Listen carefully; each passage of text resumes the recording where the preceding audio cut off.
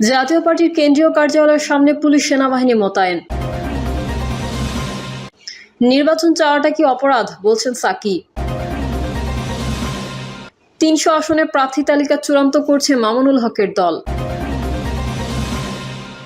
জানাবো বাজেটের টার্গেট মধ্যবিত্ত, জনগণের কল্যাণ সাধনে গুরুত্ব দিতে হবে। এবং সর্বশেষ জানাবো কালীগঞ্জে বিএনপির দুই পক্ষের সংঘর্ষে নিহত এক। এতক্ষণ শুনছিলেন সংবাদ শিরোনাম, এবারে বিস্তারিত। তবে তার আগে অনুরোধ থাকবে আমাদের চ্যানেলটি সাবস্ক্রাইব করে বেল আইকনটি ক্লিক করুন। জাতীয় পার্টির কেন্দ্রীয় কার্যালয়ের সামনে পুলিশ সেনাবাহিনী মোতায়েন। হামলার আশঙ্কায় রাজধানীর কাকরাইলে অবস্থিত জাতীয় পার্টির কেন্দ্রীয় কার্যালয়ের সামনে পুলিশ ও সেনাবাহিনী মোতায়েন করা হয়েছে। এর আগে জাতীয় পার্টি নিষিদ্ধের দাবিতে বিজয়নগর পানির ট্যাঙ্ক নাইটিঙ্গেল এলাকায় একটি বিক্ষোভ মিছিল করে গণ অধিকার পরিষদের নেতাকর্মীরা। এর কিছুক্ষণ পরে জাতীয় পার্টির কেন্দ্রীয় কার্যালয়ের সামনে পুলিশ ও সেনাবাহিনী মোতায়েন করা হয়। আইনশৃঙ্খলা বাহিনীর সদস্যদের সঙ্গে কথা বলে জানা যায়, জাতীয় পার্টির কেন্দ্রীয় কার্যালয়ে হামলার আশঙ্কা আছে। কোনো ধরনের হামলা মব যাতে না হয় সেজন্যই তাদের এই অবস্থান। এ বিষয়ে জানতে চাইলে গণ অধিকার পরিষদের সাধারণ সম্পাদক রাশেদ খান জানান, জাতীয় পার্টি নিষিদ্ধের দাবিতে আমরা একটি বিক্ষোভ মিছিল করেছি। কোনো ধরনের মব তৈরি হোক আমরা চাই না। নির্বাচন চাওয়াটা কি অপরাধ বলছেন সাকি। রাজনৈতিক দলগুলির নির্বাচন চাওয়াকে স্বাভাবিক বিষয় হিসেবে বর্ণনা করে গণসংহতি আন্দোলনের প্রধান সমন্বয়কারী জোনায়েদ সাকি বলেছেন, এর মধ্যে কোনো অস্বাভাবিকতা নেই। নির্বাচন চাওয়াটা কি অপরাধ? তিনি বলেন, ডিসেম্বর থেকে জুন এই সময়ের মধ্যে নির্বাচন আয়োজনের কথা প্রথম বলেছেন অন্তর্বর্তী সরকারের প্রধান উপদেষ্টা প্রফেসর ডক্টর মোহাম্মদ ইউনূস। সুতরাং রাজনৈতিক দলগুলো যদি ডিসেম্বরে নির্বাচন চায় তাতে কোনো অপরাধ নেই, বরং এটাই স্বাভাবিক। তিনি আরো বলেন, যদি ডিসেম্বরে নির্বাচন আয়োজন করা না যায় তাহলে কেন সম্ভব হচ্ছে না তার ব্যাখ্যা সরকারকেই দিতে হবে। সরকারের কাজ অনাস্থা বাড়ানো নয়, বরং সেই অনাস্থা দূর করা। ভারতীয় গণমাধ্যম প্রসঙ্গে তিনি বলেন, ভারতীয় গণমাধ্যমে প্রকাশিত কোনো মন্তব্য বা প্রতিবেদনের ভিত্তিতে দেশে যদি প্রচার করা হয় যে ভারতের চাওয়াতেই নির্বাচন হচ্ছে, তাহলে সেটি অত্যন্ত বিপজ্জনক। প্রফেসর ইউনূসের নেতৃত্বে প্রশংসা করে তিনি বলেন, আমরা বিশ্বাস করি প্রধান উপদেষ্টা তার অভিজ্ঞতা, ধৈর্য ও নেতৃত্ব দিয়ে এই প্রক্রিয়াকে একটি গণতান্ত্রিক ও সফল পরিণতির দিকে নিয়ে যেতে পারবেন। তিনি সব পক্ষকে আস্থায় আনতে সক্ষম হবেন। আমরা তাকে সর্বদা সহযোগিতা করতে প্রস্তুত।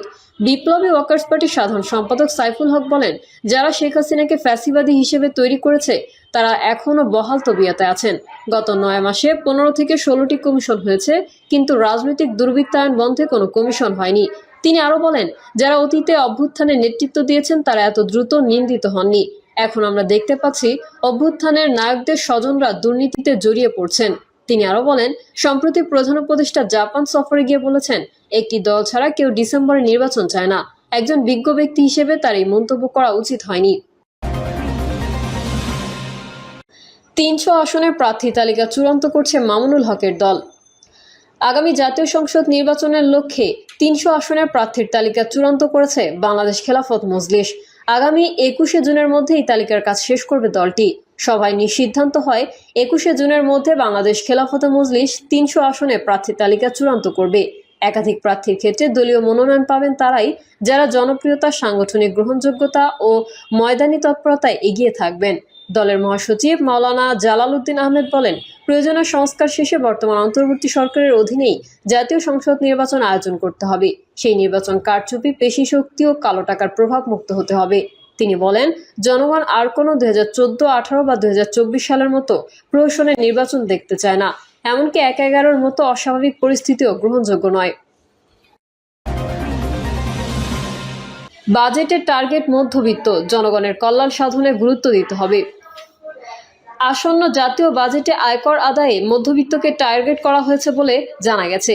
যারা প্রথমবার রিটার্ন জমা দেবেন তাদের জন্য সুখবর থাকলেও মধ্যবিত্ত শ্রেণীর কর হার দ্বিগুণ করা হচ্ছে।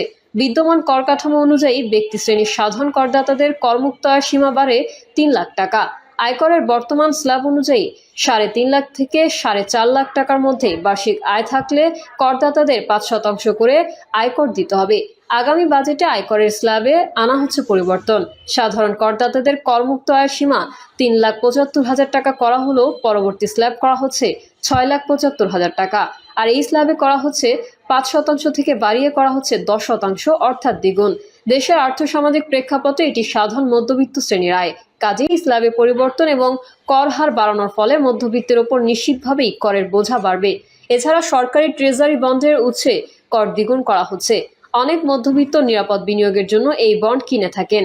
আমাদের দেশের সবচেয়ে সচেতন শ্রেণী হলো মধ্যবিত্ত। এই শ্রেণীটি অর্থনীতির চাকা সচল রাখতে বড় ধরনের অবদান রাখে, কিন্তু দুর্ভাগ্যজনকভাবে প্রতি বছর বাজেটে প্রাপ্য গুরুত্ব তারা পায় না। মধ্যবিত্ত শ্রেণীর প্রধান সমস্যা হলো তাদের আয় বাড়ে সীমিত হারে, অথচ ব্যয় বেড়ে চলে লাগামহীনভাবে। নিত্যপণ্যের মূল্যবৃদ্ধি, চিকিৎসা ও শিক্ষার খরচ, বাড়ি ভাড়া সবকিছুই তাদের সংসারে চাপ বাড়িয়ে দেয়। অথচ কর কাঠামোতে স্বস্তির পরিবর্তে অনেক সময় তাদের উপর করের চাপ বেড়ে যায়, ফলে তাদের প্রকৃত আয় হ্রাস পায় এবং সঞ্চয়ের সুযোগ কমে যায়। তাই আসন্ন বাজেটে মধ্যবিত্তের জন্য করমুক্ত আয়সীমা বাড়ানোর পাশাপাশি বাসস্থান, চিকিৎসা ও শিক্ষার কর ছাড় বা বিশেষ সহায়তা চালু করা যেতে পারে।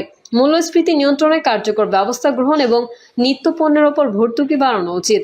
মধ্যবিত্ত শ্রেণীর জন্য সহজ শর্তে গৃহঋণ ও শিক্ষা ঋণের সুযোগ তৈরি করাও জরুরি। বাজেট যেন শুধু সরকারের আয় ব্যয়ের একটি পরিকল্পনা না হয়, বরং তা যেন হয় জনমানুষের জীবনে স্বস্তি ফেরানোর একটি রূপরেখা।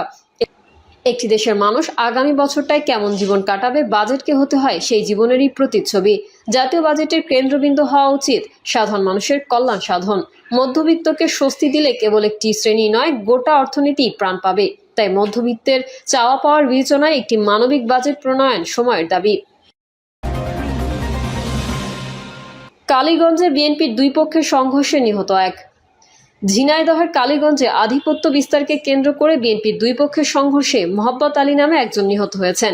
স্থানীয় বাসিন্দারা জানান, আধিপত্য বিস্তারকে কেন্দ্র করে জামাল ইউনিয়নের নজরুল ইসলাম মোল্লার সঙ্গে অপরপক্ষ বিএনপির আরিফ হোসেনের মধ্যে দীর্ঘদিন বিরোধ চলে আসছিল। নজরুল ইসলাম মোল্লা দীর্ঘদিন আওয়ামী লীগের রাজনীতির সঙ্গে জড়িত ছিলেন।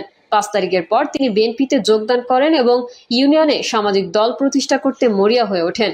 এরই জেরে রোববার সকালে ইউনিয়নের নাকোবাড়িয়া গ্রামে নজরুল ইসলাম মোল্লার সমর্থকরা হামলা চালান। এ সময় আরিফের সমর্থকরা প্রতিরোধ গড়ে তুললে উভয় পক্ষের লোকজন দেশীয় অস্ত্র নিয়ে সংঘর্ষে জড়ালে অন্তত 5 জন আহত হন। আহতদের উদ্ধার করে কালীগঞ্জ উপজেলা স্বাস্থ্য কমপ্লেক্সে ভর্তি করা হয়। তাদের মধ্যে মোহাম্মদ হোসেন নামের একজনের অবস্থা গুরুতর হলে তাকে ফরিদপুরে রেফার করা হয়। এরপর দুপুরে ফরিদপুর হাসপাতালে তার মৃত্যু হয়।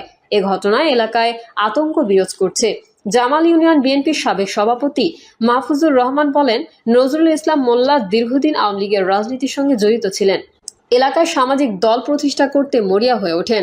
কোলাই ইউনিয়নের আওয়ামী লীগের চেয়ারম্যান আলাউদ্দিন আল আজাদকে সঙ্গে নিয়ে বিএনপি নেতাকর্মীদের উপর প্রায় দিনই হামলা চালানো হয়। তিনি আরো বলেন, এই ঘটনার জেরে রোববার সকালে হামলা চালাতে আসেন নজরুল মোল্লার সমর্থকরা। এই সময় সাধারণ মানুষ প্রতিরোধ গড়ে তোলেন। কালীগঞ্জ থানার ভারপ্রাপ্ত কর্মকর্তা শাহিদুল ইসলাম হাওলাদার বলেন, সংঘর্ষে একজন নিহত হয়েছেন। পরিস্থিতি নিয়ন্ত্রণে পুলিশ ও সেনাবাহিনী অবস্থান করছেন। প্রিয় দর্শক, এই ছিল এখনকার সর্বশেষ সংবাদ।